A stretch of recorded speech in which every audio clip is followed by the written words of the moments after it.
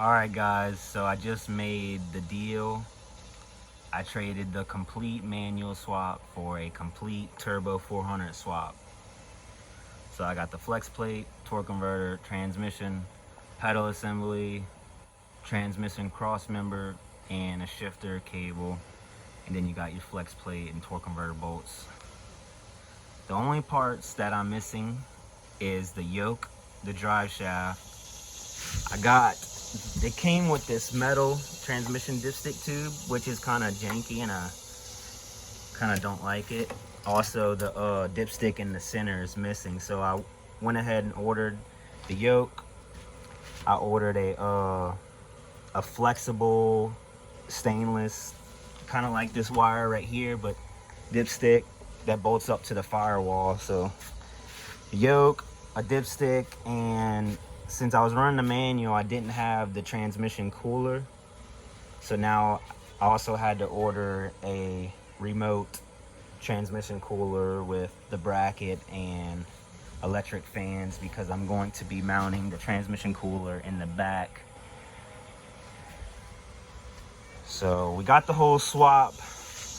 I'm gonna go ahead and do whatever I can. There's some modifications that need to be done, like the drive shaft, the transmission tunnel. We got to modify that now for the new shifter because before it has a hole, which I'll come and show you right now. So the transmission tunnel has to be modified. Got this big gaping hole now. I did before, see, I cut this out and I welded a plate in because originally this car was an automatic and then I manual swapped it. So basically we're gonna cut all that back out and weld a new piece in, close it up, and drill only a small hole for the shifter cable to go through. So I'm about to go ahead and start putting the transmission in now. So we'll go ahead and start the process.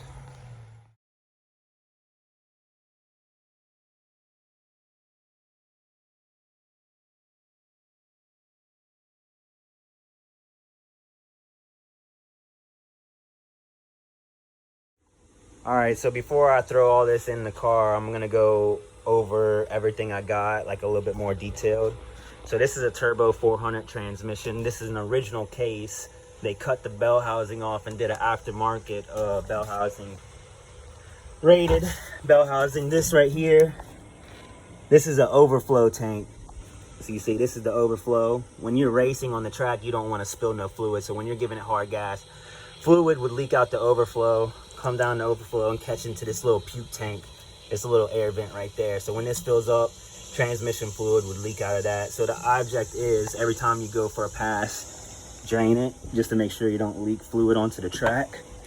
This transmission is a stage 4 build, and it also has the capability on the inside to launch in second gear for like the street or like tracks that aren't that sticky. So we got a tubular transmission mount right here and an energy suspension little rubber mount. You can get these at O'Reilly's. They sell them on the shelf for like 40 bucks. Here's our adapted flex plate. That's the part number right there. Also certified. We got a bolt together torque converter. So this is a Hughes torque converter. It's a 1735. There's the part number right there. And what else we got? Since we had a manual car, we traded him the manual pedal assembly for the automatic pedal assembly. And here's the shifter we got. It's a precision performance shifter, which is not a bad, not a bad shifter. So I'm gonna go ahead and throw it in there for the time being, but obviously I would rather do like a Motion Raceworks shifter, but that would be a later upgrade. But for now, I'm gonna go ahead and just throw all this in there, and then we'll be waiting on the yoke, dipstick, and transmission cooler. And then once we get all those figured out and the drive shaft made, we'll be able to go for a test drive. All right, so first thing, obviously, we're gonna need to install the flex plate, but we have to do something before we install the flex plate. Since it was a manual car, there's a pilot bearing right here that we're gonna have to pull out, because if we try to put the transmission on, the torque converter won't slide into this crankshaft because of that pilot bearing's in the way. So if we would have tried to bolt it down and use the bolts to squeeze the transmission to the engine, something would have gave, either the pump inside or the bell housing would crack. So we're gonna go ahead and pull this out.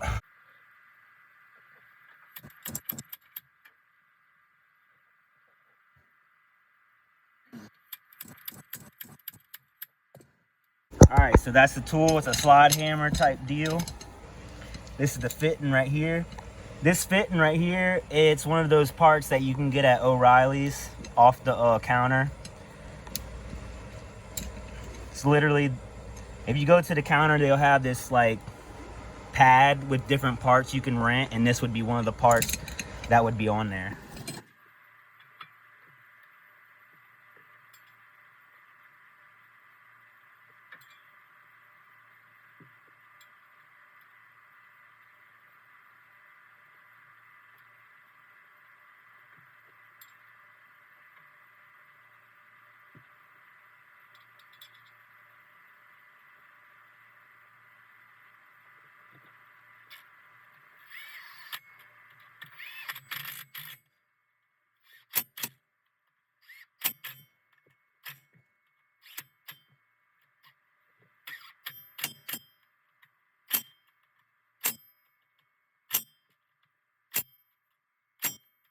So I got the flex plate installed. I also got me some ARP crank bolts.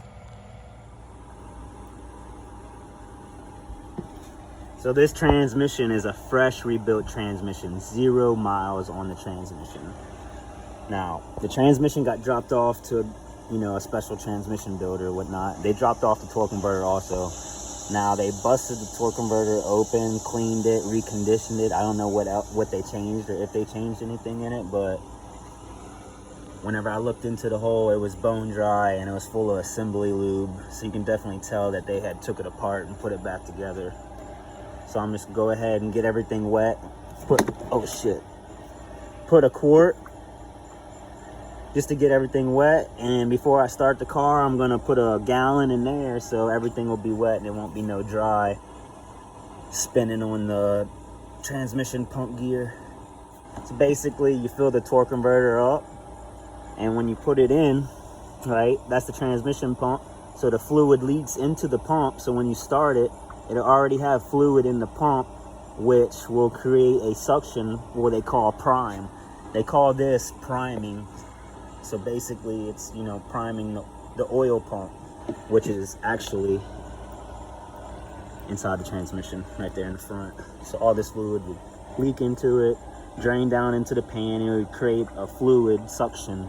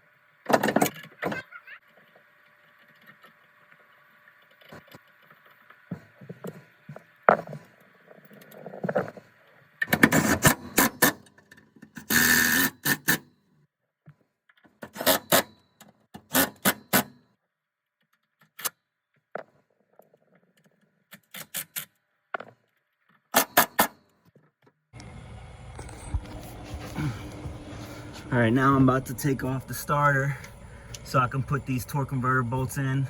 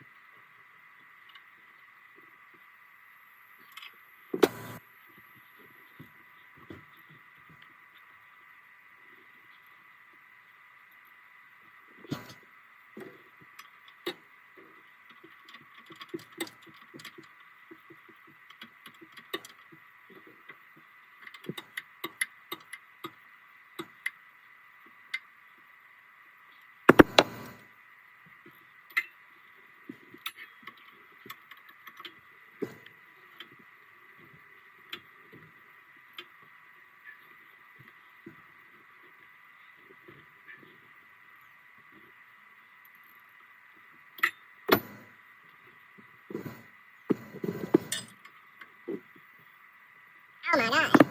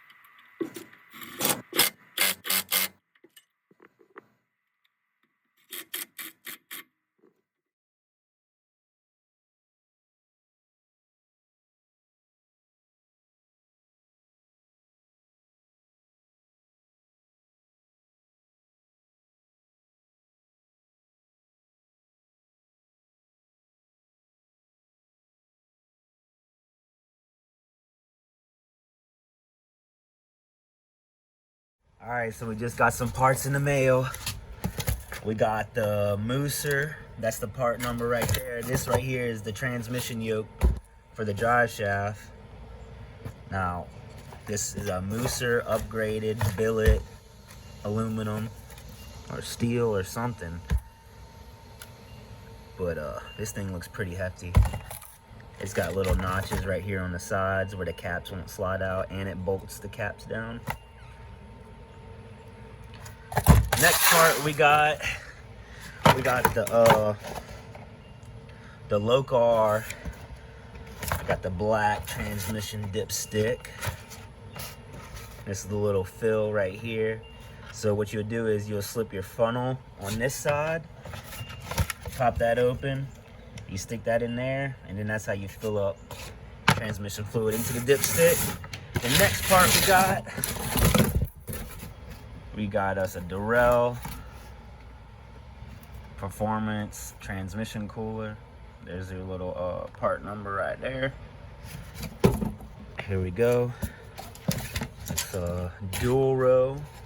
It's got AN -6 AN hookups. It's a remote mount, meaning I can mount this.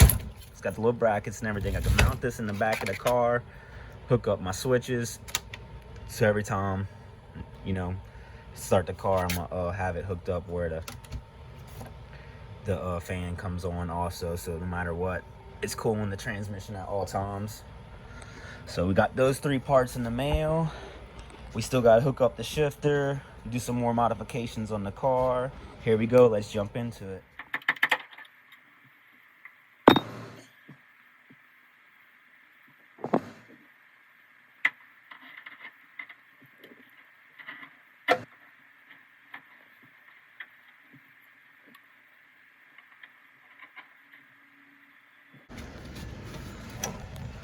Alright, so I got the dipstick in. Got it on the transmission down there, so I slid it up. Thinking about maybe bolting it to this coil pack right there. If I bolt it to that coil pack, it's a nice little position, I think. Or maybe this mounting bolt. Let's see. Yeah, I'll probably play around and put it like that. Or I can tighten it where it's kind of facing forward.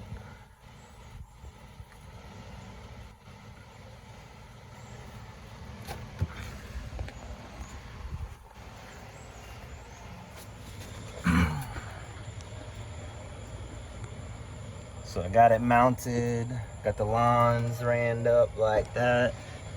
Come around, the lines run down that way, go into the transmission.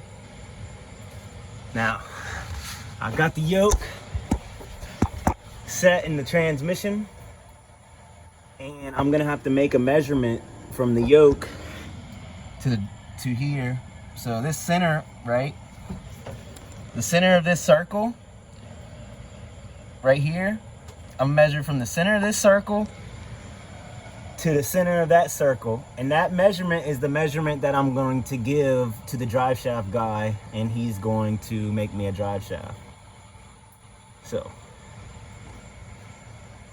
I'm going to get a measurement, bring it to the drive shaft guy, get him to make me a drive shaft. In the meantime, we still got to fix the big stupid hole, mount the pedals, mount the shifter, and run the shifter cable on. So let's get a hold of the drive shaft guy, give him the measurement, and then we will go ahead and start moving on to everything else.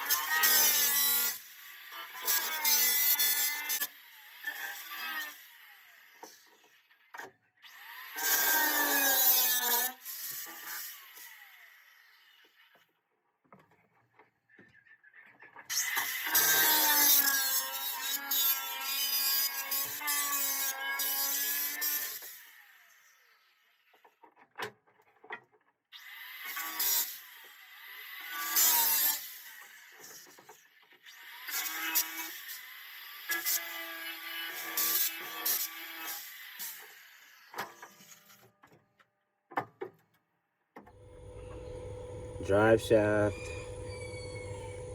just got finished being made.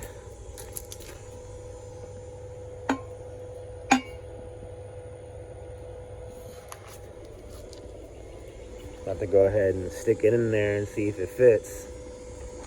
Alright, so I had to paint it before I put it on. They didn't really do a good paint job. Some of the welds were exposed, and all these ends right here were bare metal, and we're getting surface rust. So I just went ahead and made sure I didn't have to take it back off.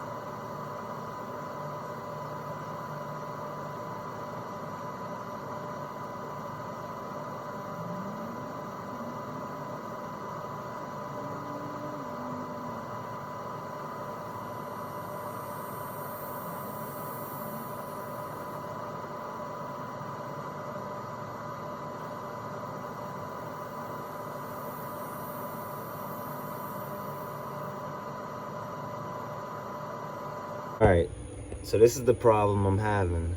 I can't slide it over and into the hole because now we're hitting the drive shaft there since I went with a bigger diameter drive shaft. So I'm hoping I can loosen these bolts up right here and it can slide over just a 1/4 inch to let that go in. Hopefully I got that, you know, adjusted already. Farther as that way can go, so hopefully I can make some room. Also, they got 3 holes in here, and this thing can probably get pushed over a little also. So let's go ahead and see what we can make.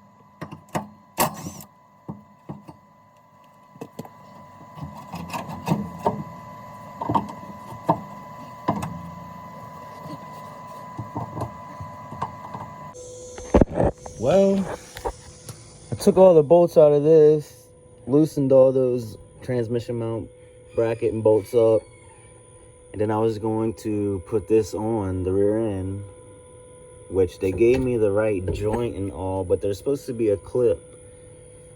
See how this one has a clip? There's supposed to be a clip right here that positions it perfectly in there on the back side of this.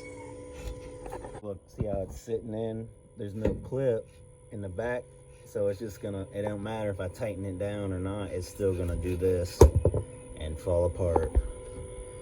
So I'm about to go get the correct joint I need, bolt it on, and then start playing with all these shims up here to see if I can get it to not rub. And if I can't, I guess I'm gonna have to take a grinder to this bolt head. I don't know.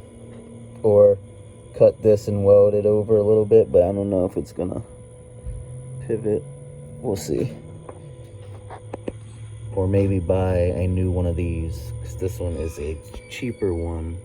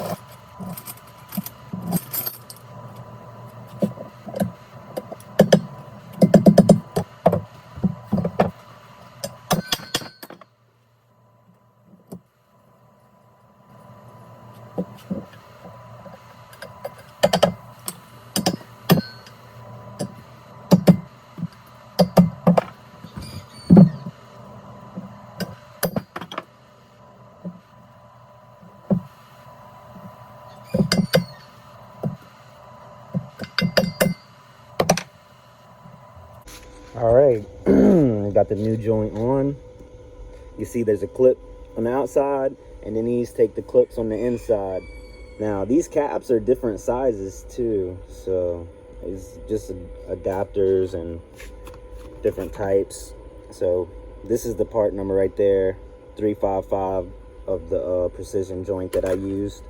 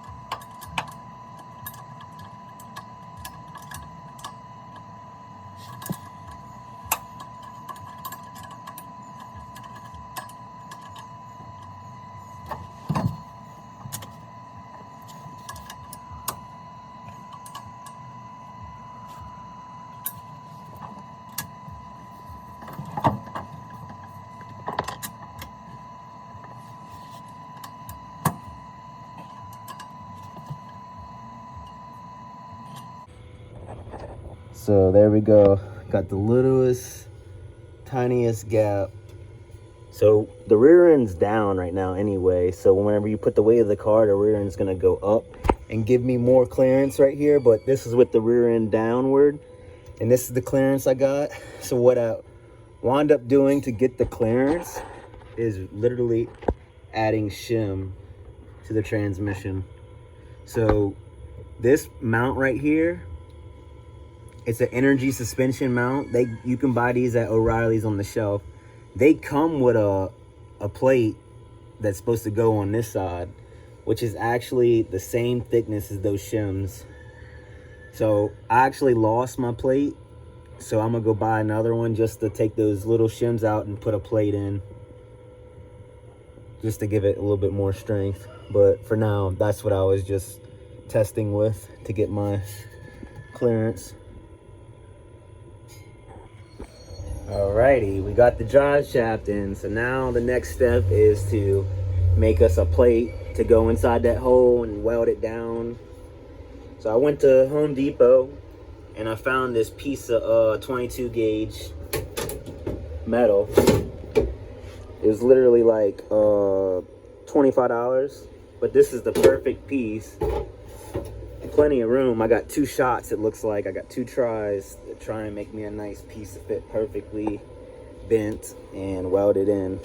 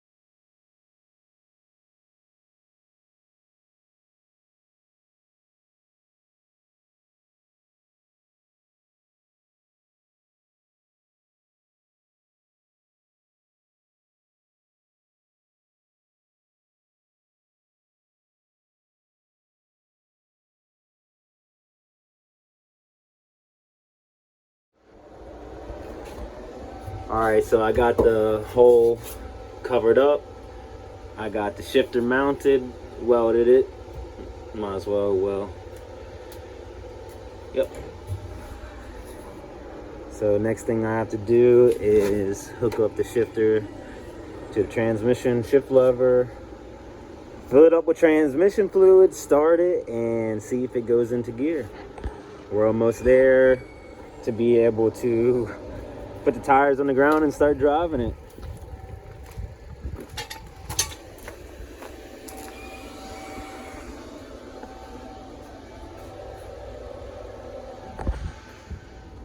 All right, so I just topped off the transmission.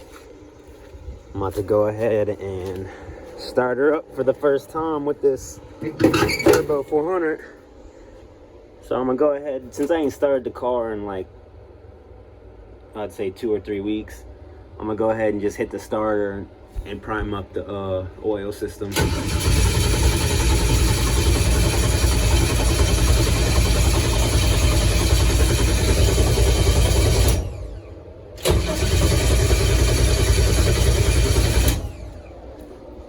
Alrighty.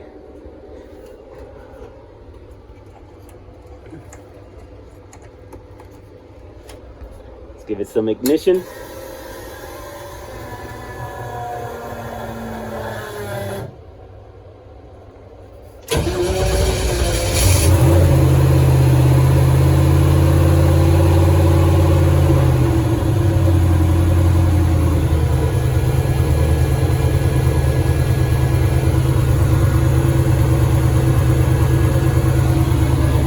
All right, so let's go ahead and check for any transmission leaks.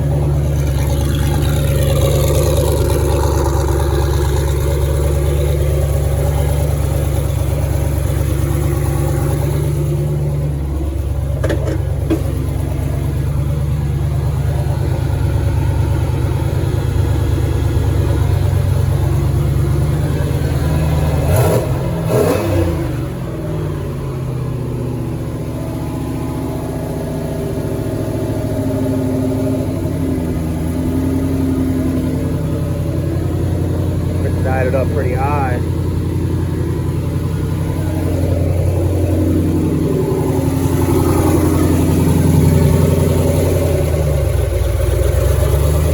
Fucking throttle idle screws missing. What the heck?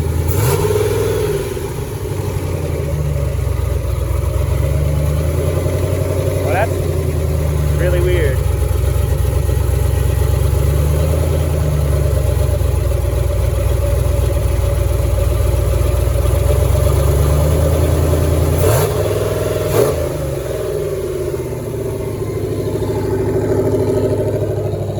Go ahead and fix the throttle cable so it's not idled up so high, and I'm gonna go ahead and pop it in gear to see if it'll spin.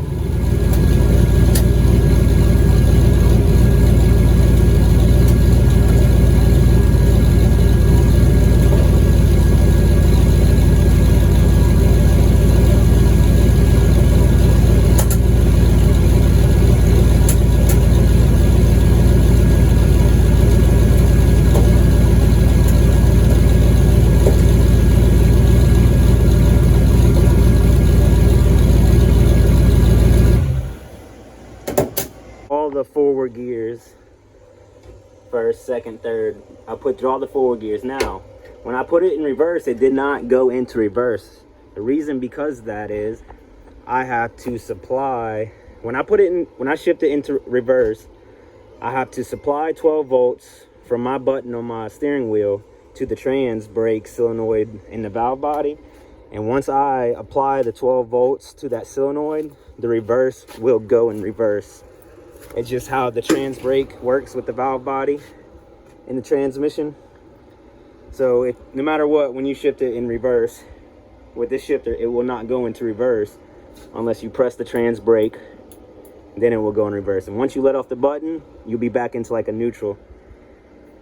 So whenever you're in forward gears, you press this button, it's really activating reverse and it's holding you still, and that's what the trans brake is doing. So I'm gonna double check my fluid, throw me a seat, throw my radiator back in, and I'm gonna go for a test drive. Also wire up that little 12-volt wire so I can have reverse. All right guys, this is gonna be it for part 2. On part 3, we're going to be putting the car off the jack stands and going for some test hits, test launches, burnouts, see what tram brake does and everything like that. Now I'm gonna end this right here on part 2 because I have to order some more parts for the trans brake to be able to function correctly. So I have to order a solid state relay. But once that comes in the mail, I'll be starting part 3, putting the relay on, retuning the Holly, and we'll be setting it on the ground and hopefully burning some tires and getting some good test launches in. If you made it this far to the end of part 2, please subscribe and like if you haven't already. Thank you.